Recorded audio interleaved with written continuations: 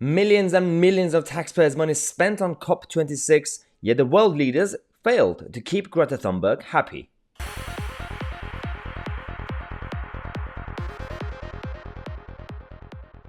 Yes, as predicted by this channel and many other commentators, COP26 technically was a failure because you had all the world leaders with their, expensive dinners and private jets and everything that went there, and also they spent millions and millions of pounds on video production, all the banners and all the stuff that they had to do, the PR stunts that makes COP26 COP26. You had Greta Thunberg and her wishy-washy hippie friends outside the conference zone protesting, complaining, that saying this is not going to be enough.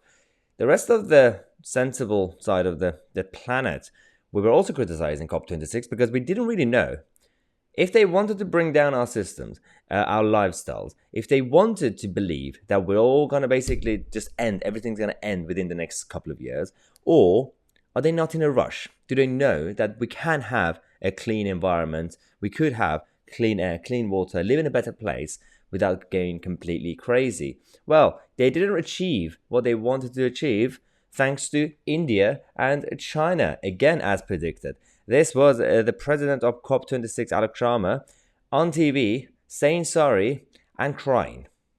I apologize for the way this process has unfolded, and I'm deeply sorry. Fair? I also understand the deep disappointment. But I think, as you have noted, it's also vital that we protect this package. Oh, dear God. Yep, now he's going to cry. Okay, so the whole point of this was that one of the biggest debates they've had was the fact that for some reason, you got the protesters outside, these guys, then you've got the leaders inside. Somehow they make certain topics priority in politics, in governments. Yet all the other issues, including, for example, sound economics that could resolve a number of issues, including climate, including world hunger, and everything else that they want, including being woke by becoming more educated and more posh and rich. That's what you could do, but they're not really seeing it as a priority because they don't feel the pressure, the public pressure. Some topics become big because of the public pressure using the electorate, the opinion polls. Some become big because of big money and lobbyists. This is one of those topics. And now, despite all that, these two, President Xi and Modi of India, so China and India, from day one, they were being difficult. The whole thing essentially collapsed. They're saying that they have an agreement, but it's not really what they wanted. All fell because of coal. Instead of completely wiping out coal, they've decided to slow it down. Because India and China are not stupid. They can't do that. What do you expect? There's already a lot of people in those countries in poverty. There are already a lot of industries that depend on coal. You could phase it out slowly if you really want to go with that agenda.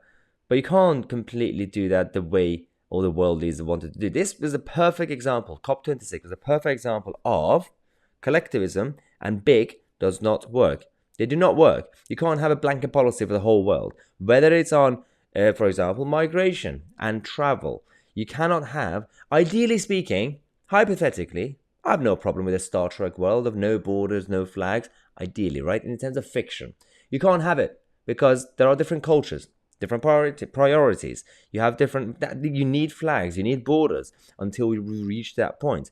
Trade is a good example. The European Union creating a blanket policy, a protectionist bloc for a trade zone does not work. Each country and each culture have a different requirement and different culture. Same applies to climate. You have different industries and different nations going at a different pace. You can't make everybody equal. This level playing field stuff, I hate to use that word again, thanks to von der Leyen. We keep saying that for a long time. Does not work. Stop it. Come up with a new idea and leave us alone. Do not destroy the planet for the sake of saving the planet.